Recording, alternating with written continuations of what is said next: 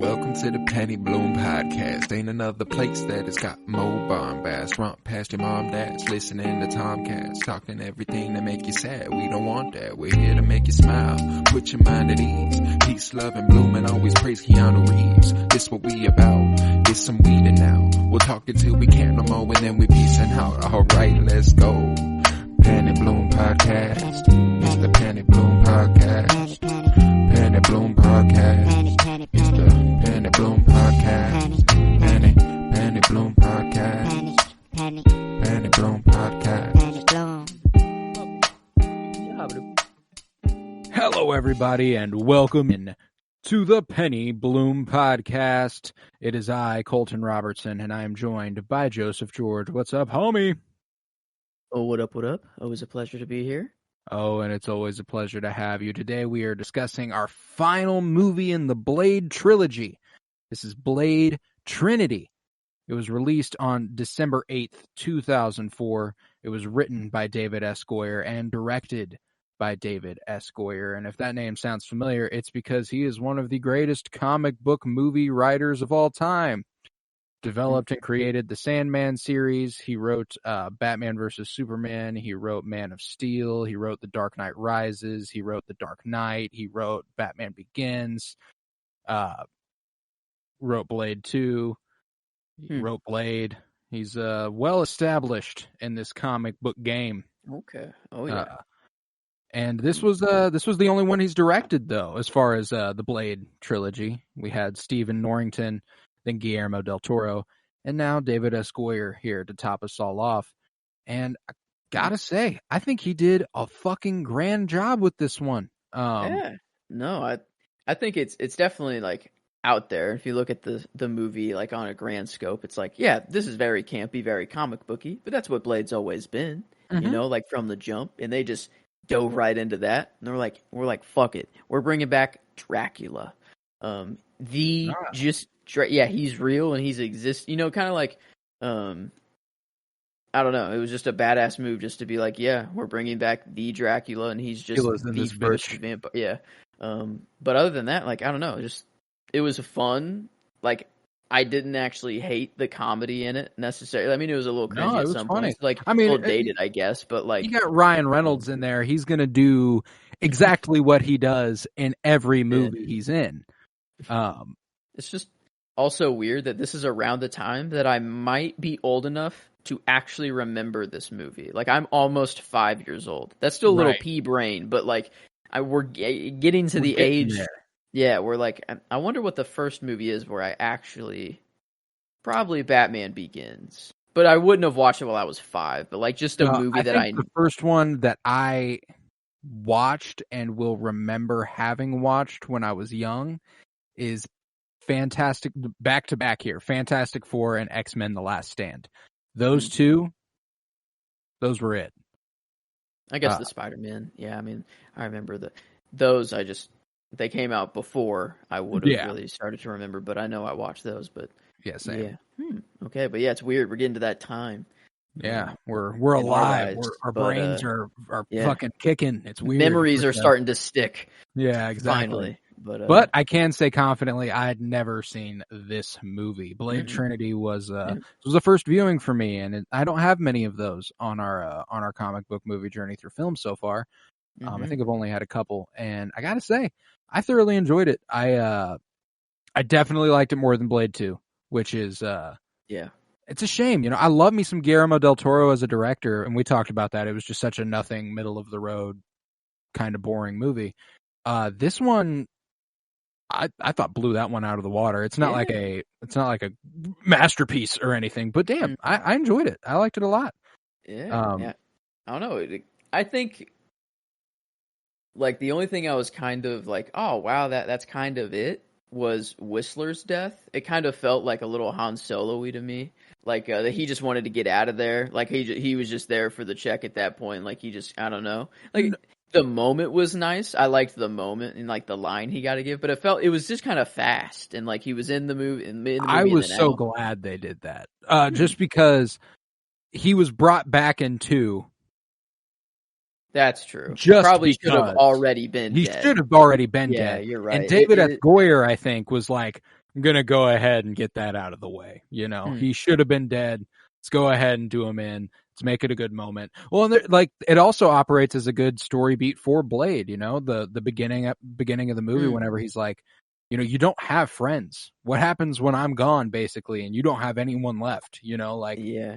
what the What do you fuck? think And then about when he's gone, his no scream? You know, he sees the whole place go up, and he knows Whistler's inside, and he just, no, he like lets out yeah, that scream. yeah, it's pretty strong. I don't know, like I think his death line, Whistler's death line, when the guy's like, "You move a finger and you're dead," and he's, "How about this one?" You know, flips him Yeah, off, and flips he him off. shows the timer hits 0. You know, he went out badass, and I don't know, I liked it. It might be my favorite line. I don't know. It's either between that for Whistler or the fact that Blade actually said "coochie coo." And I'm trying to remember when it happened now, but that's why I wanted to put it there. Is because it was like a very small moment, but he was like "coochie coo" or like to oh. Dracula is running just through apartment buildings. He takes just a random baby. Oh and, yeah. And then like holds it off the side of a building to like be like, "Hey, do you want this baby's death on your hands?" Whatever. And then he gets it back. I don't know how. And then like before he returns it to the mother, he like gives a little coochie coo or something like that. Yeah. No. Yeah. When he's walking back. Yeah. Whenever Dracula's dipped and he's just holding the baby, he goes coochie coo. Wow.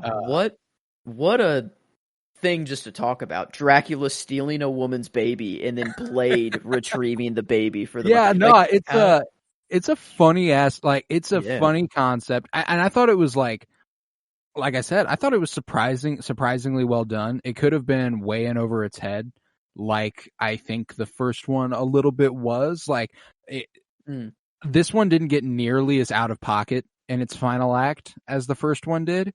I don't think that it was refreshing coming off of Catwoman to have this movie. That's simply true. because this looked like a movie. It felt like a movie. It didn't. I don't know. Like it played very well in comparison to Catwoman. I could but then just looking sit back and at watch this one as well. Like I actually kind of was having a good time, at some points watching this movie. And it was visually really, really well done. I think there's some more campy, comic booky aspects that you got from Stephen Norrington, like when he throws the blade around the room and it flies all the way back into his hand. You don't have much of stuff like that in this one, I don't think. And the body horror and stuff that came in 2 with Guillermo del Toro was really well done. This one kind of took the elements that the first 2 did and made it a little bit more toned down. Except for Dracula. Dracula is really the only thing that they went over the top for, and even then, they still just made him turn into Dominic Purcell most of the movie.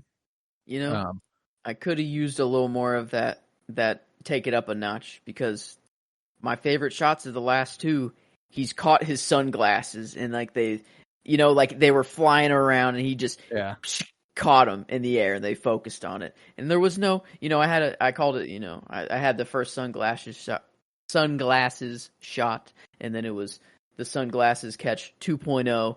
It was just I was hoping for a 3.0, this watch, and we quite got it. But no, I think it actually, now that you're like talking about it in the like through this lens, I think it actually did work well for the movie, that they did kind of tone it down, and that it was just more of like crazy Dracula story, but like really real, with like the human blood bag farm that like was there. Like that was actually kind of sick. Like, I mean, sick. Like I don't. Obviously, I don't mind that. But like for the movie, I don't condone the actions of this crew. Yeah, I was like, for the movie, I'm like, actually like, whoa, this is like, I didn't think they would go here at all. Like this is just, where do they get their blood? That's kind of always been a question on people's minds. Like, where would vampires get their blood? Do they just go around stealing blood bags from, donation centers? Or, I don't know, maybe they just take farm 100 or a couple hundred people, keep them alive, and just farm their blood. I was like, oh my God, like, disturbing. No, disturbing. Like, and I don't know. I think that might be my favorite scene. I was actually like thinking about it, more of just like for the concepts of it, and just like, I don't know, like it was just a twist kind of part of the movie. But I think I just more of some of these things that I put in here was just so that I would remember it whenever I would talk about the movie, just like Coochie Coo, and like the Blood Farm, I think. But my actual favorite scene was whenever we like got to their new base, and we met like all the crew for the first time, the Night Stalkers, as they called themselves, and they were like just going through everybody, like here's blah blah blah, here's their talents, they're super blah blah, or whatever. Like it was just a super, like, I don't know, comic booky, very campy, but I don't know, I'm like full in on this point. It's Ryan Reynolds like going through, dude, and the cast this movie had was kind of absurd.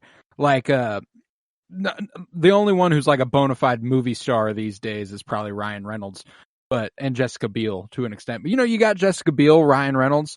I love me some Parker Posey. She was the Danica Talos, the main baddie that wasn't Dracula.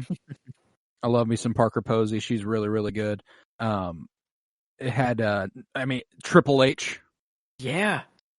I remember he showed up, and I'm like, is that fucking Triple H? I literally am like, no way, that's Triple H. And then I'm like, oh yeah, that they're actors. And like he actually like when he was fighting Ryan Reynolds, like WWE shit. Yeah, and I'm like, oh, this makes perfect sense. I'm like, yeah, perfect sense. It had Patton Oswalt, and this might just be my favorite Marvel movie of all time, simply because it's the only one that has Natasha Lyonne, who is one of my favorite actresses ever. Fucking love her. She was the blind woman who gets killed, and her daughter, yeah. Oh, that was so sad. And like love the video that she Natasha recorded Lyonne, as she's well. so fucking good. Oh, the video that she recorded, like, if you're seeing this, then I'm dead. We just started reading the Oz books or whatever, and it was like, oh man, like, no. But no, yeah, this, I don't know, like it worked. Like the whole movie, like even the Ryan Reynolds part, I thought I was gonna be like, all right, I'm gonna have to deal with this part of the movie, but I think it just really worked for the type of movie that it is. Yeah. And also it's really funny just knowing that like he goes on to be Deadpool, and like this is the MCU, and like if they're gonna like come back here, like because we have Blade coming in to the MCU, we've heard his voice, and like it would make a lot of sense for Ryan Reynolds' Deadpool to make a joke. 100%, and like if it's just a joke and it's like what was it, Hannibal King, if it's just some. He sees Mahershala Ali, goes, hey, you're not Wesley Snipes. Yeah, something like that. Or if, like, legitimately he, like, I don't know how crazy Deadpool's going to get, but, like, maybe he just jumps from multiverse to multiverse at will. Right. Like, dude's just going anywhere and everywhere, and he's correcting all this TV shit, for us. And we just get, like, a little bit in the Blade universe, and we see Ryan Reynolds as Hannibal King and, like, I don't know, doing this type of stuff. That'd be pretty badass. Like, I would love it. I would love it. It fits his character, like it's just Ryan Reynolds. Like that's one bad thing about Ryan Reynolds is that you kind of know what you're going to get before you even start the movie. But for the MCU, it just kind of works very well for continuity, even though they're not even trying for that. That's why Deadpool was the perfect character for him to play. Yeah. Because I like Ryan Reynolds. I like him in pretty like most of the movies he's in. But he's convinced a lot of people he's a better actor than he is. I think he's extremely comedian. funny. Yeah, he's a good comedian, like, and he can get emotional, he can get hearty like he did in Deadpool 2, like the end of Deadpool 2, he does a really good job. It's just that like his brand of comedy, it's the same. It's always the same. We're not getting a lot of range from him. And what he does in this movie is the exact same thing he does as Deadpool. He might as well have been Deadpool. Yeah, it's a perfect fit. And like I don't know who else I would actually want to deliver the line of that like what was the Summer or Talos, Danica, that her fangs or her like vampire fangs are in her vagina.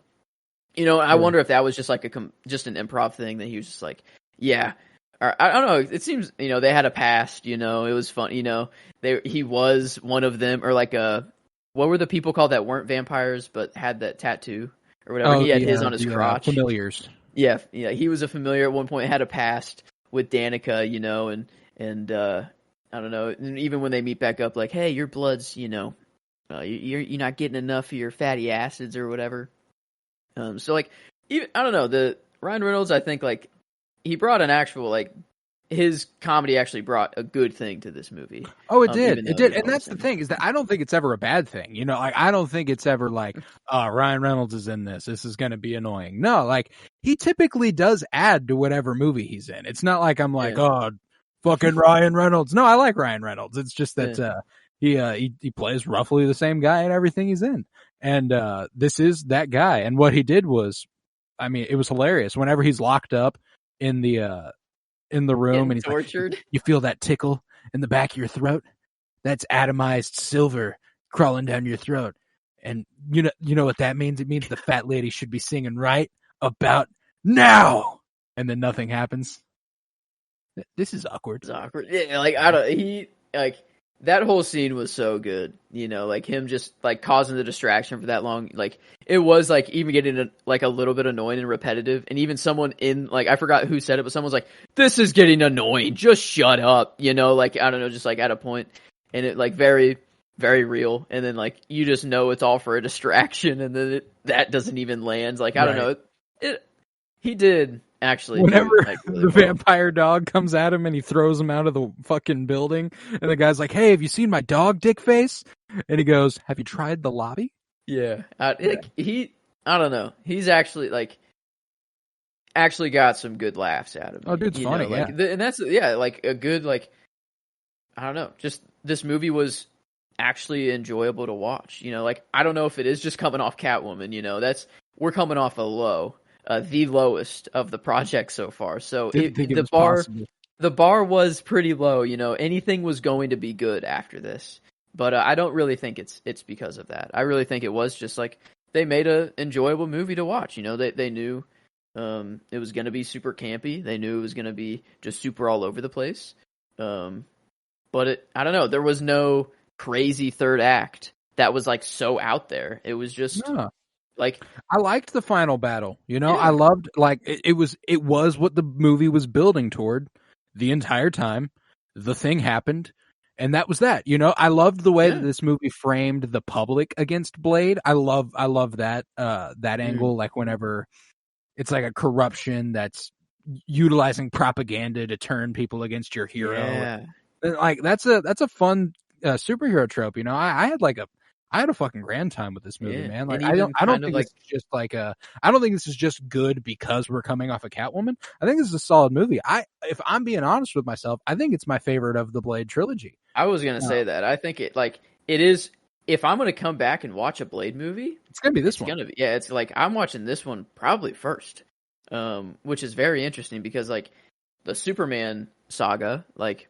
I'm going number 1 first, and then number 2 because of number 1. Or like, you know, that's usually how it goes with movies like that. But like this one, 3 is my favorite by far. Like this one I think is just the most enjoyable for sure. And like it's just consistent the whole time through.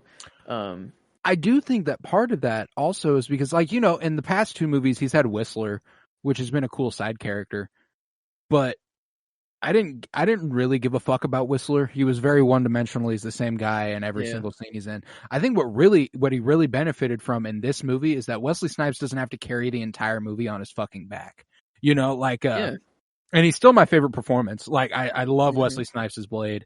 He's easily my favorite performance. But Jessica Biel as Abigail Whistler, absolutely loved her in that role.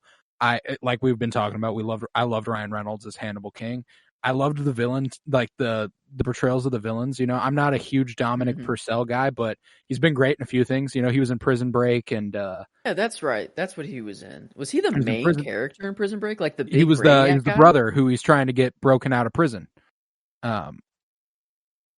So he's not the guy who was. He's not the guy who goes in. He's the guy's going in for. That's right. Yeah. Okay, that's right. Man, I watched that show such a long time ago. Yeah, it's been like every bit of 10 years since I watched Prison Break. But Prison Break, Legends of Tomorrow and The Flash, he was Heat Wave, and he was with the guy who played his brother in Prison Break again, as they were partners as Captain Cold and Heat Wave. Okay. He's Miley Cyrus's stepdad. Fun fact, just got engaged to Miley Cyrus's mom like a couple weeks ago. Okay. Yeah, that's like brand new, which is why it was hilarious when I was watching this. I was like, you got to be fucking kidding me. Dominic Purcell is all over lately. Yeah, that's wow. Of course. But then you even got like the familiar John Michael Higgins. He's playing Dr. Edgar Vance, another actor that I adore. He's in Pitch Perfect and Fred Claus and all this. Was did he kind of have like? Was that the psychologist kind of doctor? That like came in. Did he kind of like have like a? You think he kind of had a fetish like himself because like the way he was describing it to Blade, and I'm like, I couldn't tell if it was just mocking or if that was like sexual? him. Yeah, like I think it was him coming out a little bit. Yeah, right. He was like, yeah, I kind of fuck with the vampires. I guess he did become a familiar, so yeah. Like you gotta worship vampires to a degree for sure. And I guess that's like they kind of had that like cold or the opener that The Last of Us had, but like not as an opener. It was just like or maybe was it the opening? No, the opening was like a car chase scene or something like that. But like the two scientists talking about like Blade, not scientists, but like some people talking about Blade and vampires and like the news pundits who were like vampires aren't real, and if they were, don't you think we would have known by now, and all that shit. Because it opens with them framing Blade, like because the person he kills is a familiar, not a vampire. And they're filming it, and okay, that's right. Starting off with like just like the good, like his car, jumping out the back, like him turning on the UV lights to fry some people, and like I don't know, that's just like they know like the action that they do, like they know how to handle the action. I don't know, and not make it just like useless for whatever. It's kind of like, all right, now I can just sit back and watch Blade just tear up some vampires real quick. Not for sure. But yeah, I don't know, like Dracula, I don't know, like Drake or Dracula. They kind of just called him Drake. I think like that's his like real name, or like his birth name was Drake, or like I think Drake is just short for Dracula. So that's his new. Is that just what he's going by now? I think that's just what they call him now, so that people don't get freaked out whenever they hear somebody getting referred to as Dracula. Okay, that's fair. But like I don't know. I think like the end scene was like done really well. You had like Blade and Drake fighting up top. You had Abby. Who was she? Was she fighting? I don't know. There was like she was trying to help. Yeah. There was like a 3 different like fights going on at the same time. Ryan Reynolds versus Triple H, and then Ryan Reynolds versus Talos. Yeah, that's Danica. right. That's right. Danica Talos.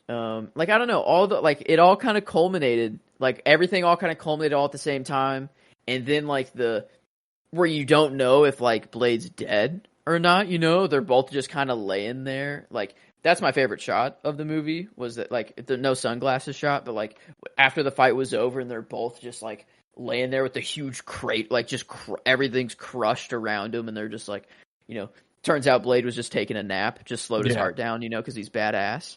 And he killed Dracula with, I guess, like Ryan Reynolds mentions like a cure or something like that in this movie. I remembered.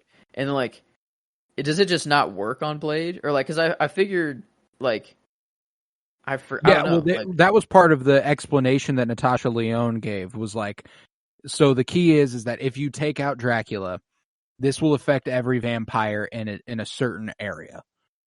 We do not know how it will affect you, since you are a hybrid. There's no telling how it'll affect you. So this wasn't like a cure. No, this was like a chemical warfare weapon. Yeah, a biological weapon to kill vampires. Okay, so not the same thing then. There was that whole little thing where they changed his bloodlust inhibitor from a shot to like that like.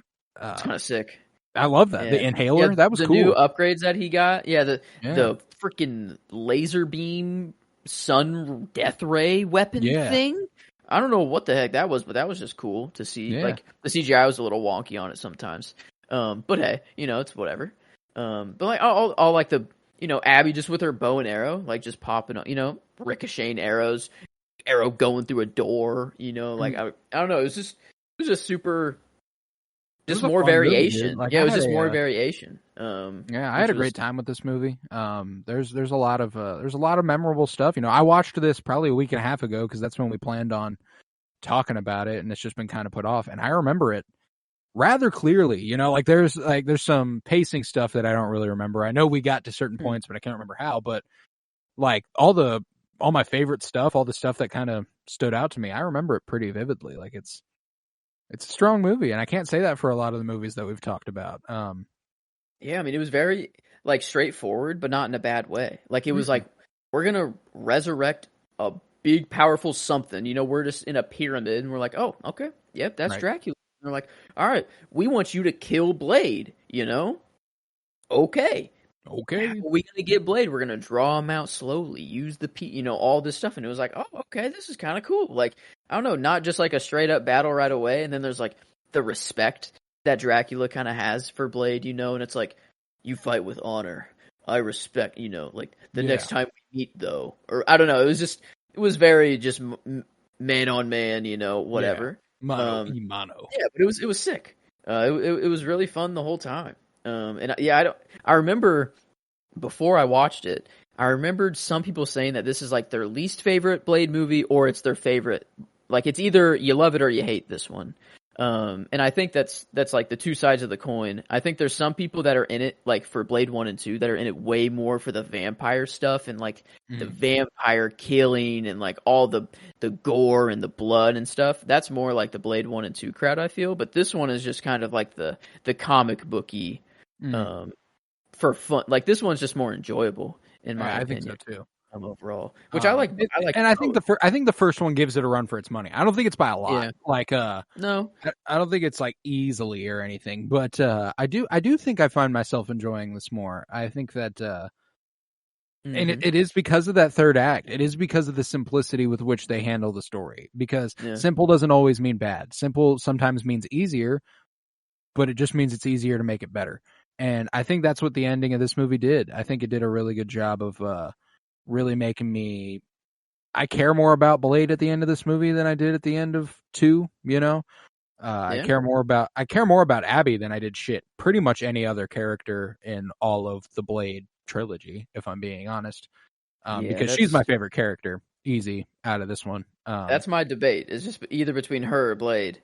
But she came in, her like subway scene where she's like all innocent and like all hidden up, and then she comes out, like her introduction, like that's pretty sick way to introduce like just her skills and stuff.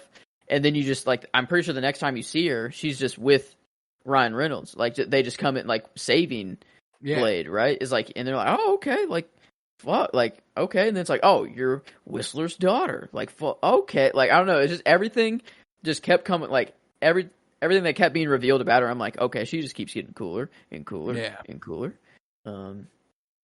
But I didn't know, like, character-wise, it was interesting to see Blade, like, be told, like, you don't have any friends. What's going to happen to me when you're gone? And then he doesn't like it at first, and he's like, you think I'm supposed to roll with you guys? You guys don't know anything, I'm right. Like, you call that tactical or whatever, he's always against it. I'm sorry.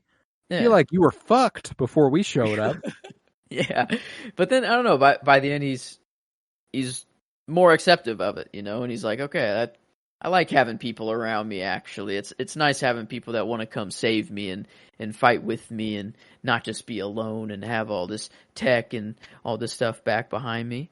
I don't know, it was really awesome. It sucked that Dracula just came in and killed all of them, or most of them. And like, I don't know, very like horror-esque scene, there, like the kid hiding in the vents.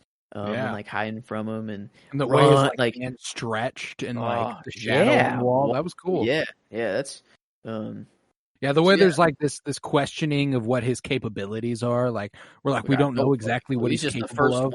One. He's Dracula. He could do anything. Like it's I wonder he's a more like because he like was talking to the daughter and was like, "Do you want to stay a child forever?" Like. You just grant immortality to people. Well, vampires don't die unless they're expressly killed. I thought I thought they just age slowly. In this, I thought they I thought maybe I'm mixing up. Maybe with that's the case. I don't know. I guess I was just assuming with like what I've known vampire lore to be. Yeah. But I think in this, maybe I'm mixing up with a different vampire, something else. But I thought that these ones they just age like very slowly. But maybe that's no. the case.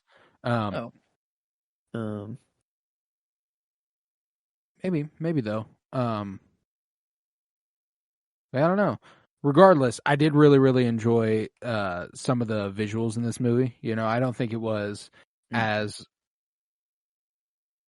brilliant visually as 1 or 2, but there were still some moments that bled through that were really, really strong. My favorite shot was actually had nothing to do with any of the action. I just saw it and was like, that's pretty. I like looking at that. It's when Abby's like crying in the shower and she's like got her knees pulled up to her chest and the light streaming in from behind her. That was for pretty no as reason. fuck. Yeah, for no reason. It just was a beautiful shot. Yeah, I don't know, just in the middle of the movie, and I'm like, well, damn. For one, I'm like, that's a beautiful shot, and two, I'm like, damn, that's a big shower. That was Dude, like. I want that. I shower. know that would be just to have that much room. I don't know what I'd do with all that room, but like it would just be so nice. There's only so much room you have beneath the water.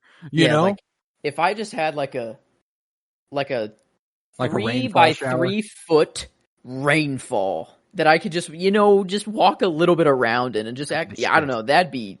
I'd perfect. be living good. Everything in my life would be fixed. I just need a nice ass shower. That's all. That's all I need. I can't wait to build my own house one day and actually that'd be ideal.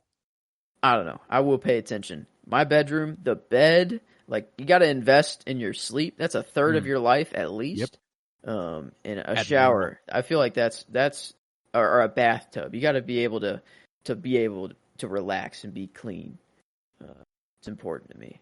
But yeah, no, that's a nice shot. But yeah, no, I agree with you though. Not particularly, visually stunning or anything. It's just kind of what happened. It was just kind of like.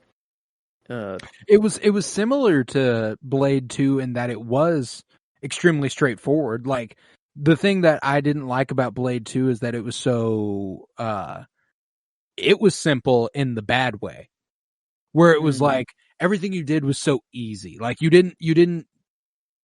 I don't think it invested enough in the characters, and it didn't do enough to expand upon them. Whereas this movie, I like the Nightcrawlers. I like the crew they've formed there. Whenever they're all dead, that hurts. That's not good. Whenever Dracula shows up and they're all getting wiped out, I'm like, oh fuck, no, not my girl Natasha Lyonne, bro, don't touch her.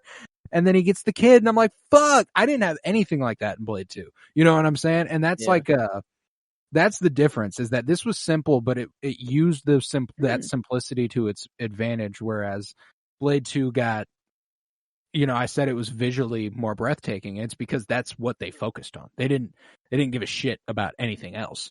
And it is a visual medium, and it's important that something looks good, but this is a good example of how you can make something look good and tell a good story. And I think that they told a great story here. And it, like we said, it is simple, but it's fun as fuck. Yeah, because if they would have just tried to make it Whistler and Blade fighting some big unknown vampire threat to the rest of the world again, I don't know, it would have just been very repetitive, very whatever. But this was just a very nice spice up, just. Now that you say it, I am kind of glad they just got the Whistler done and over with, and he went out just literally blowing up their whole base, so he had to move on. There was no time to even reflect. Really, it was just like, all right, yep, now we got to go, and we're on to what this movie's about now. Dracula and the Night Stalkers. I don't know. They had some sick names for all their code names and stuff. Hannibal. Right. I don't know how. Maybe he said how he came up with it. I'm forgetting. I don't think he did. But I don't know what Hannibal King. That's just an interesting character name or a code name to go by. But I don't know that it's a code name. I think it's his name. Wait. I think his last name is King.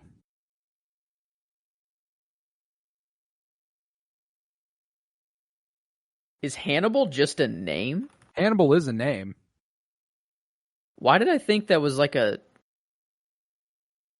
Oh, it's because it's a TV show, but it's just that guy's name? Yeah, Hannibal Lecter, the serial killer. I've never seen that show, ever. I thought that was not a name. I thought that was just like a word that meant something. No, it's about Hannibal Lecter, the cannibal.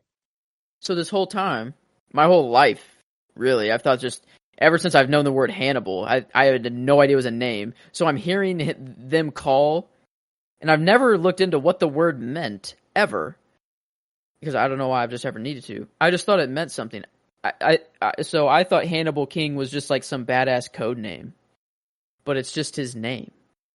It's just his actual name. Wow, because I thought he was like the king of like Hannibal King. But no. What would... There's some wild behind the scenes trivia around this movie too. Oh, I bet. Just wild. But Jessica Biel, playing Abigail Whistler, being the archer that she is, worked on her archery skills so intensely in training for this role that she got extremely fucking good at it. So good that she inadvertently destroyed a camera, costing more than $300,000 worth of damage when she fired an arrow directly into the camera's lens. She was directed to, quote, aim for the camera, which had a plexiglass shield in front of it to protect it, except for a tiny opening in front of the lens. Beale had perfected her archery skills while training for this role to such a degree that when she fired the arrow from a distance of about 50 feet, she hit it directly in that spot and broke the lens. What's that like? There's like a Greek mythology story of someone like threading the needle with like a bow and arrow and like knowing that it's actually him because he did that. I feel like that's like a story like that. That's some like, you actually know that that's Abigail Whistler. Like she's been training her whole life doing that. But no, that's actually in real life. Not even just that's not in the actual movie. That's because... Wait a minute. Was it a digital camera or was it film? I'm not sure. Because if it's film, technically that film might still exist. Right. That would be sick if like that footage exists somehow. Yeah, of the camera. Yeah, I don't even know how that works. But that's insane. Damn. I think maybe I'll just give her the character not because of that. I was trying to like, I'm weighing like, do I go with Blade or Abigail Whistler? And like, Wesley Snipes is not on the same page as us in regard to this movie. Not a big fan. Wesley Snipes, yeah, who plays Whistler, who had the two previous Blade installments, were reportedly unhappy with the movie and Goyer's script decisions. They felt that too many characters were added to the universe, and Blade didn't need any sidekicks besides Whistler. And we're over here talking about how the movie's so much better because it wasn't just him and Whistler. I see. Yeah, he probably just felt pushed to the side a little bit, I guess. But I don't know. I didn't really feel that way watching him at all. I felt like I don't know. It kind of added to him a little bit because like all these people are looking up to him, and they're like, all right, well, we know you're the Daywalker and all. Yeah, I don't think it took away from him at all. Snipes wasn't having a great time on this movie set. According to Patton Oswalt, the production was so troubled due to studio interference that Wesley Snipes appeared to have some sort of mental breakdown. He refused to speak to David S. Goyer and often would not come out of his trailer. He would only respond to the name Blade, and if he communicated with anyone, it would be via Post-it notes. Ryan Reynolds corroborated this story while promoting the film, saying that Snipes would ignore the entire cast, but he once acknowledged Reynolds by saying, "Keep your mouth shut, you'll live longer." Oh my God. Which makes some of the stuff that Ryan Reynolds improvised super fucking funny. For example, there's a line in the movie when Hannibal King is talking to Blade, where he says something along the lines of, "Oh, here, let me find it. I gotta find it real quick." because this is even fucking funnier now. What? Was he Yeah, just apparently, method acting so hard, or was he just actually pissed off? probably a little bit of a mix of both. He did not want to be here. This movie, it seems. He I know just it's kind of had to be because it's the third one. yeah, I But suppose so. Here, shit, why can't I find it? Whatever. It's it's a line where he's talking to Blade, explaining that he's trying to tell a joke, and then he looks at Blade and he goes, "You know, you really should smile more." And then Blade's face doesn't change, and then he goes, "I'm sorry, I've had too much sugar today." That was an improvisation. That's awesome. Oh, that's great. That is Wow. super fucking funny. I didn't know he was. I guess now that it kind of makes sense, it kind of comes through his performance a little bit. Now, like hearing that, I think I can kind of see it a little bit. Like, not necessarily when he's on his own, but when he's with Ryan Reynolds or like the crew, I see that. I actually see that he kind of just fucking hates him a little bit. Yeah, no, well, they expressly talk about it. Like Ryan Reynolds goes, "He hates me, doesn't he?" And Abigail goes, "Yeah." You know, like Yeah, he does. probably did. Probably did hate him. Wow. Dang. I don't know. I'll give Jessica Biel the character nod here for Abigail Whistler, but I think performance. I don't know. Maybe I switch him. I'm sticking with it. I thought he did a good job. No, he didn't. No, he was sick. And is he actually the one doing all the like fights? Pretty sure, or does he have a stunt person? Because I don't know. It looked like I'm like sure he was has doing a a stunt lot. double, but he does a lot of his own stunt work for this character too. Yeah. So I don't know. I think I'll stick there. So I guess we line up. But I don't know. There's not really much.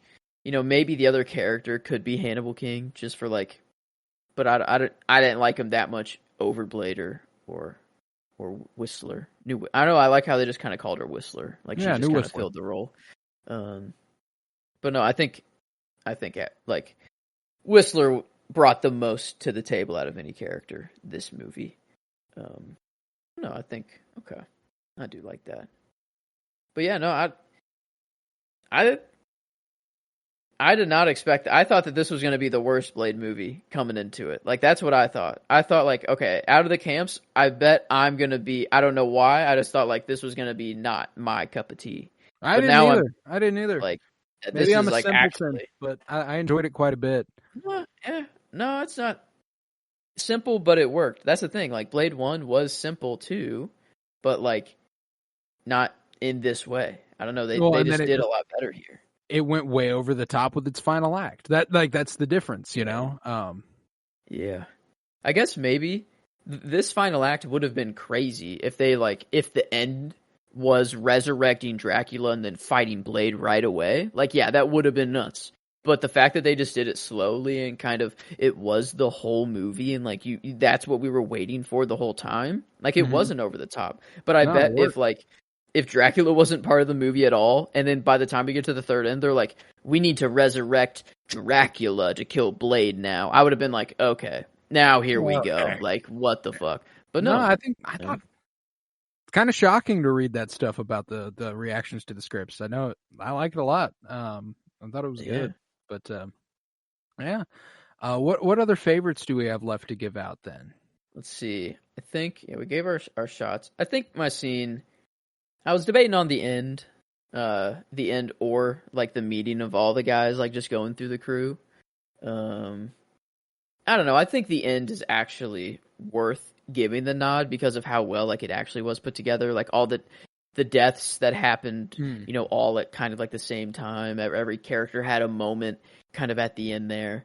And like it was just a great ending, like a great third act to the movie. Like I don't know, I was just very satisfied by it. So I think I'll switch my scene to that, like just the actual ending. Gotcha. Because it was just I guess the fight specifically, not like the aftermath of like after he I don't know, like he just slowed his heart down. No, but like just that fight in whatever building they were in. I don't know what building that was, but big ass building. Oh yeah, Looked it up. But yeah, my scene would have to be the scene where Abby and Blade go back to their base of operations and discover her crew having been slain by Dracula. It was just one of those moments that made me realize that I actually cared about the characters in this movie. Ooh, that was okay. I forgot about that. Like that part, and Blade was like, "Use it." Yeah, use it, and like over and over, like that was okay. I forgot that was a really good scene. Yeah. Okay, good. Glad that's getting the flowers because that definitely deserves it. And then my line was whenever they got the guy held up at gunpoint, and he goes, "I can't tell you, they'll kill me." And Blade goes, "Kill you, motherfucker! I'll kill you, and I'll just enjoy it better." Yeah, I love that. That was sick. I think you watched it before I did. Maybe. I think you might have put your favorites in before I did. And whenever I was watching it, and I heard that line, I instantly opened up and I'm like, all right, it's already down there. And I'm like, because I'm like, what a line! Like, was the line of the movie. I'll kill you. I'll just enjoy it better. That was sick. But yeah, maybe I was either gonna go with the Whistler line of like, how about this one, him flipping him off, or Coochie Coo. But maybe I actually go with use it. Yeah, that's a good line. It's actually like a good, like the delivery was actually like good and actually meant like, I don't know, it was actually like a meaningful moment.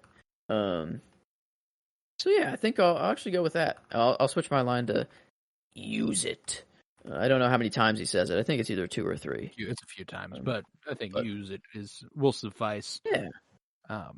Nah, man, it was a good fucking movie. I had a lot of fun watching it, and I am surprised to find those reactions from Wesley Snipes and Chris Christopherson and the director from the first movie, Steve Norrington.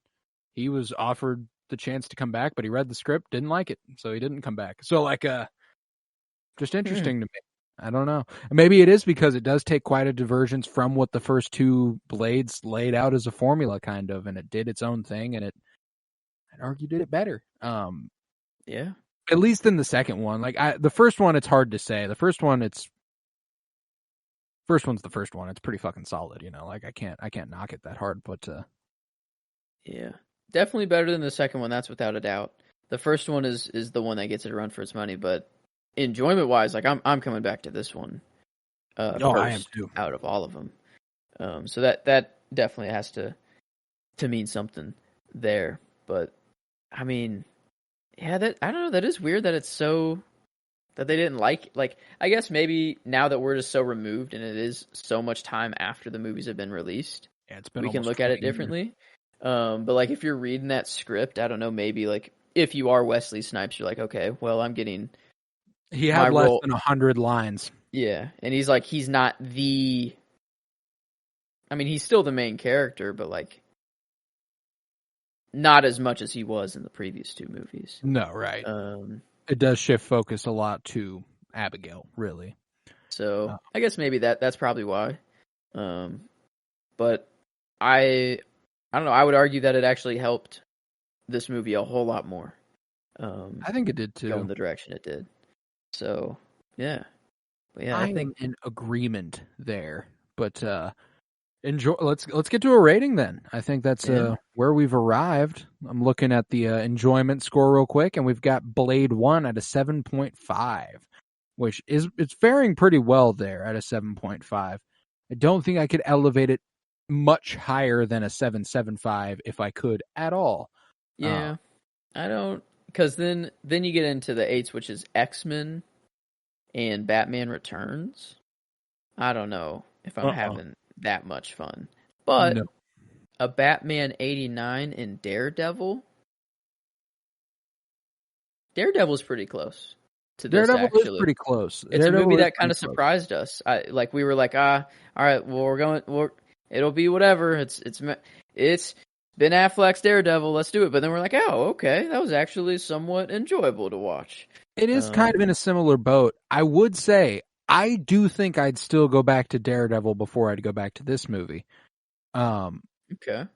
How might you feel about tying it with Blade 1? I think that's actually with just a little asterisk as I would go back to watch this first. I just can't tell you I like it much more than it. Because like I know we've been strict about the 0.25 Mm-hmm. multiples. It's a 0.25, a 0.5, or a 0.75 if it's between a whole number. This would be the one where I go, okay, well this one's a 7.6 then. You know what I'm saying? If it's not a 7.5. Yeah.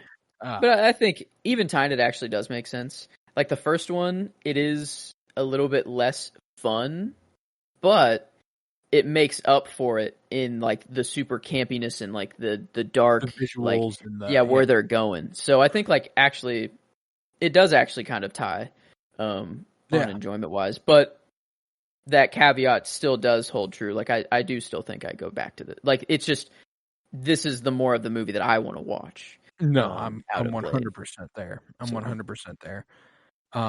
Genre-wise, I think it falls somewhere between Blade 2 and Blade. I don't think it didn't commit as hard to a genre, which does hurt it in this rating. You know, it wants to have this horror aesthetic, but isn't a horror movie at all.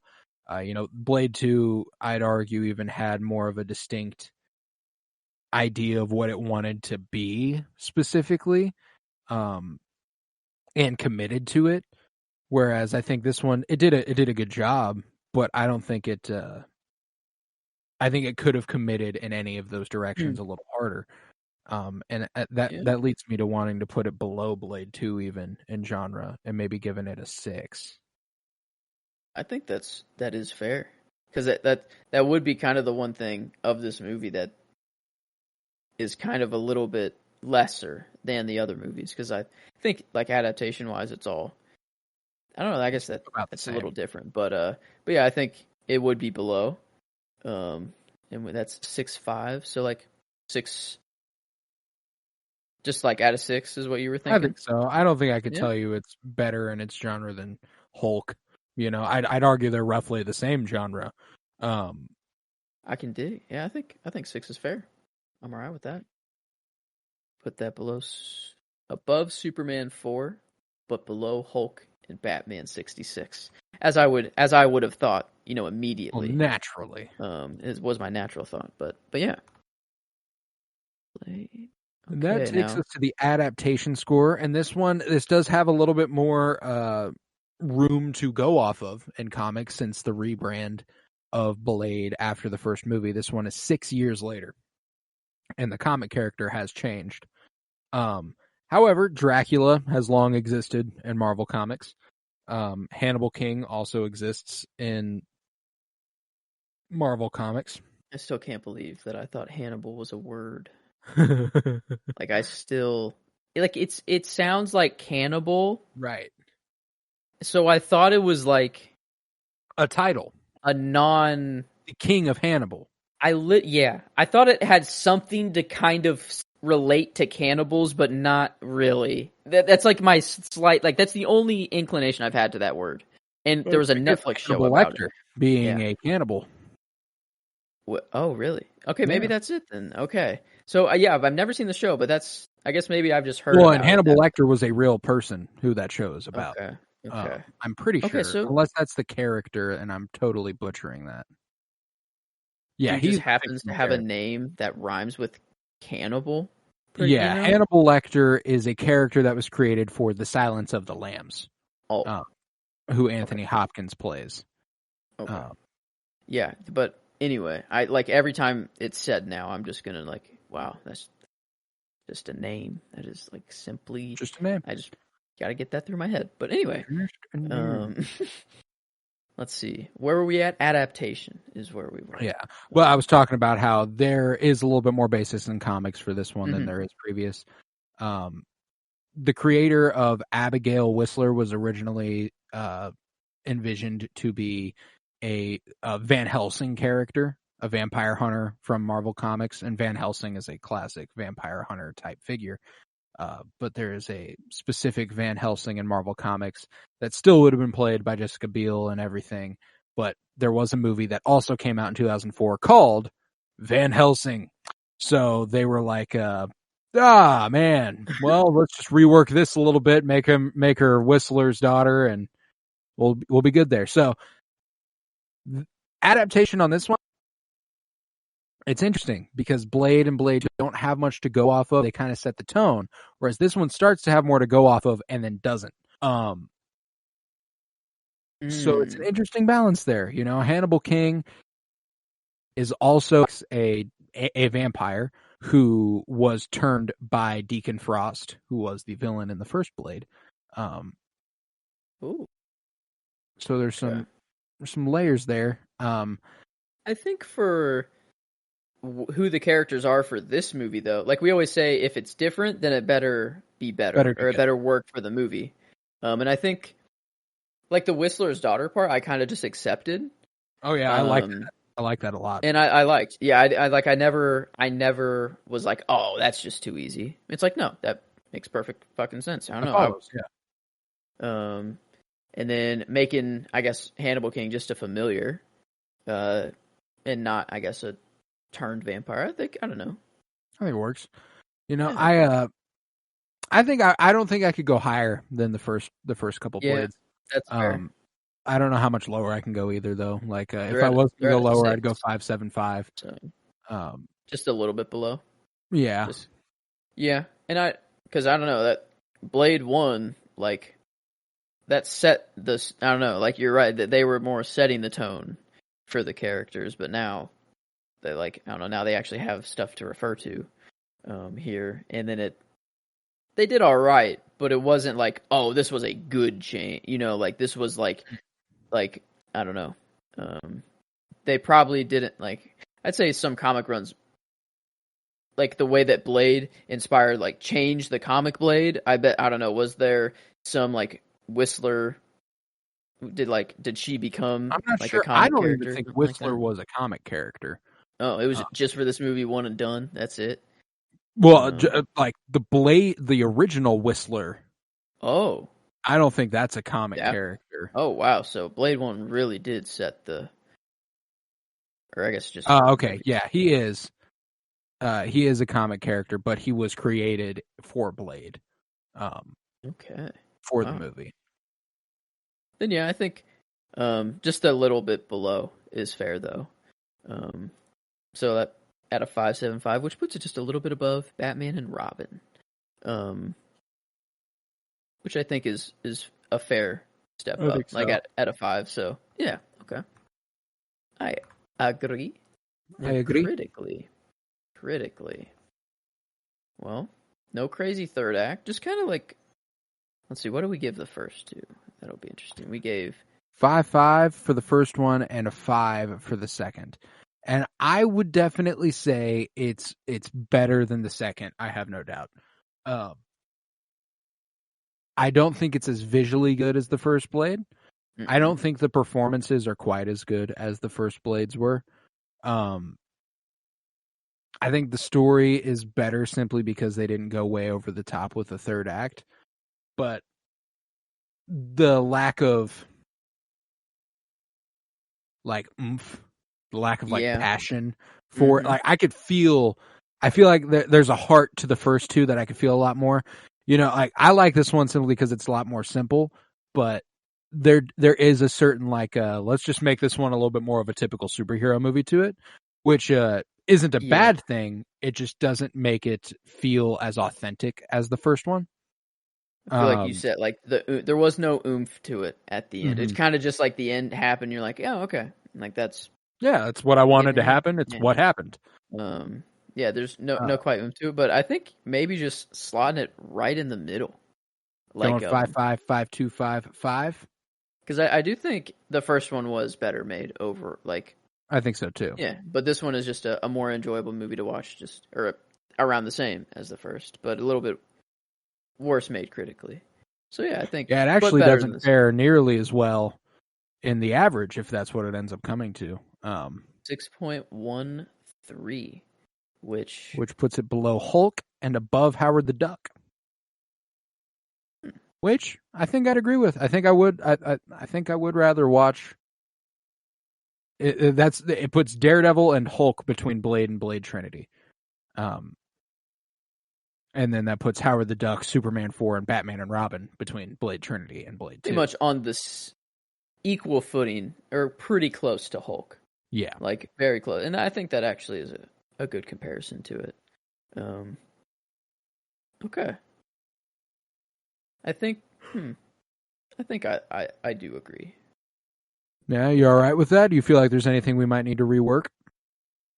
No, because like enjoyment, there's no way. Like I can't go really anyhow. Like it's not an 8. It's not a. That's for sure.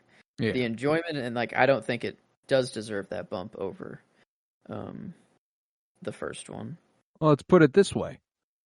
X2 got an 813, so it is 20% worse than X2. And Catwoman got a 213, so it's 40% better than Catwoman. Yeah.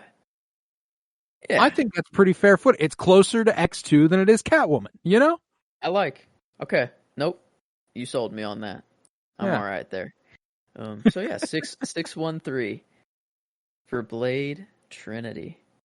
That's a lot better than I thought it would fare. I thought we were looking at another 40s, you know? That's true. Yeah. Before going into it, I was like, all right, let's see how this one's gonna go. But yeah, no. Out of the trilogy, I'm watching this one. Even though it's not on average up with the first one, I guess, but just barely. And I'm also not a gore person. Mm-hmm. I don't do great with gore, and this one doesn't have nearly as much of it as the first couple do. Which does make me more inclined to revisit it. But I will say that the first two had a personality that this one didn't. That's true. This just kind of felt like a generic superhero movie. Well, the first two were really Blade. They were Blade movies. Yeah, they're like the more I talked myself through it, the more I could kind of understand Wesley Snipes' perspective about the changes to the movie. I just do think it overall ended up making a more palatable movie, an easier movie to watch, which does not always equal better. So the first two, there's no question that Blade was the character of that movie. Like the character nod that we were going to give, he was performance and character for 1 and 2, and really there's no question about it after viewing it. But this one, you were kind of like, I wonder who my favorite character is now. Yeah, it could have been. There's a few I could have seen going with. You know, I did go Abigail Whistler, but I wouldn't blame anyone for going Hannibal King. I wouldn't blame anyone for going with even on the villain side of things. I thought Dracula was an interesting villain. I think that's something this movie had going for it that the other two didn't. I think Dracula, that should be the last Blade villain. You know what I'm saying? That should be the big bad that we're building up to. True. Maybe I do give Hannibal King just the nod for my name realization and I don't know, that the fact that Ryan Reynolds, I don't know, was actually a nice addition to the movie, and just so we can just spread it a little bit. So yeah, I'll give Ryan Reynolds as Hannibal, just a normal everyday name there. Hannibal is. I'll give that the character. But yeah, that's my last minute change there. Baller. Yeah, I think that is number 14 out of 22 that we have done so far. All right, let's check it out. I actually threw it in the letterboxed rating, so let's see where it comes down for me. This is just in terms of my personal favoritism. It ends up dropping to 12. So, a little higher on average than that. A little higher than the average we have here. It actually puts it, all right. I like that. I do. I thought at first, I was like, I kind of wanted it to come higher than Blade 1, but then actually talking through it, I'm more comfortable that it's not higher than I am Blade too. 1. You know, I think that the enjoyment is important, but I don't think it's a better movie. You know, I think it's it's a strong movie, but it's I think the first one probably is a better made movie.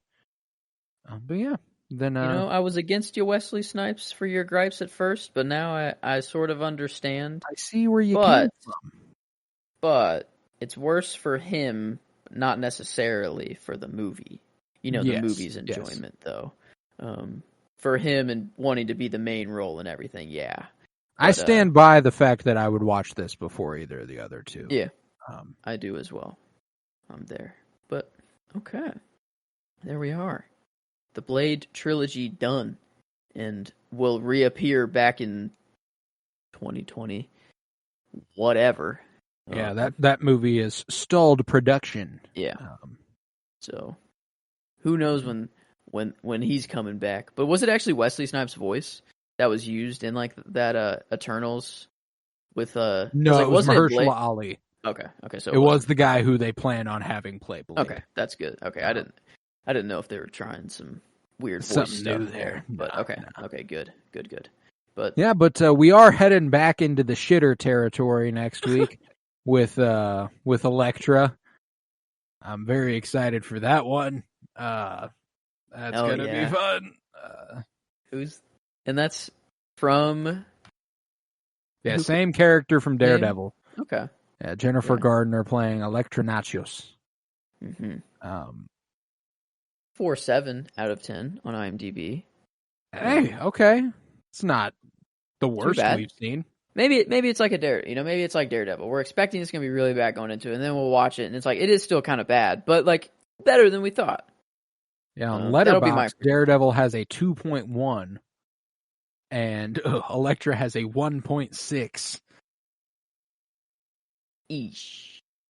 I'm trying to remember, what did Catwoman have? It should be negative, but 1.5, 0.1 lower than Elektra Catwoman on Letterboxd. 3.4 on IMDb. So okay, a little bit better than Catwoman, I guess, from the masses.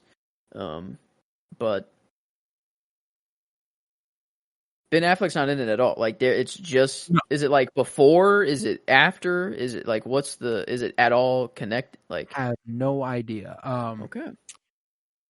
Elektra, the warrior, survives a near-death experience, becomes an assassin for hire, and tries to protect her two largest targets, a single father and his young daughter, from a group of supernatural assassins.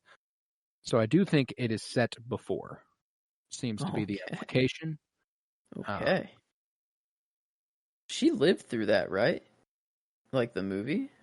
I'm trying to think of what happened at the end. Yeah, like left? Yeah. Okay. Well, we'll get there next week. Then no. That'll be good.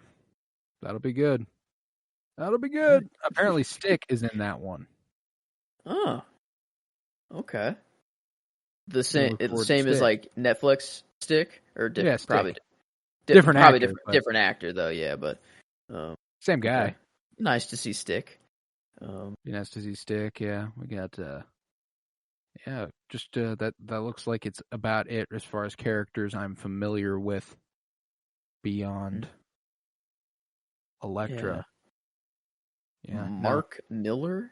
Abby Miller. Yeah, I don't. Stone. That's not. I don't really recognize any of these people. Yeah. Kirigi. Macabre. Yeah, Kirigi. Roshi. Wow. Tattoo. Okay, we're in for a treat. It won 2 nominations for Best Kiss in 2. Okay, Best Kiss between, is it Jennifer Garner and Natasha? Yeah. Ooh, okay, and then a Choice Movie Actress for Action Adventure Thriller. Okay, for a Teen Choice Award. No shitter awards, so that's surprising. Catwoman had a lot of those. Yeah, it did. So Best Kiss. I guess we'll get a good kiss. Kiss between Typhoid and Elektra is what we can expect. But yeah, man, we got Elektra next week. Constantine the week after that. V for Vendetta. We got a lot coming up. I'm very excited. But with that, we will conclude this episode of the Penny Bloom Podcast. If you would, head to patreon.com/pennybloom-pod, where you'll find over 50 hours of exclusive content, including all sorts of comic book reviews, and movie reviews. I've gotten into writing again, and therefore there's a bunch of writing articles up there for you. Just wrote a review for Guardians Volume 3 the other day. Very excited for you to read that. Over there for $3 a month, you can support this podcast financially, which is huge because it costs me money, and I don't make any off of it unless it's over there at patreon.com/pennybloom-pod. Head to Twitter, follow at pennybloom-pod, follow on Instagram at Penny Bloom Podcast. Remember to leave a 5-star rate and review wherever it is that you might be listening. I was Colton Robertson, and I was joined by Joseph George. Thank you very much, homie. Oh, thank you for having me. It's always a pleasure to be here. Oh, and it's always a pleasure to have you. And remember, peace, love, and bloom, and use it.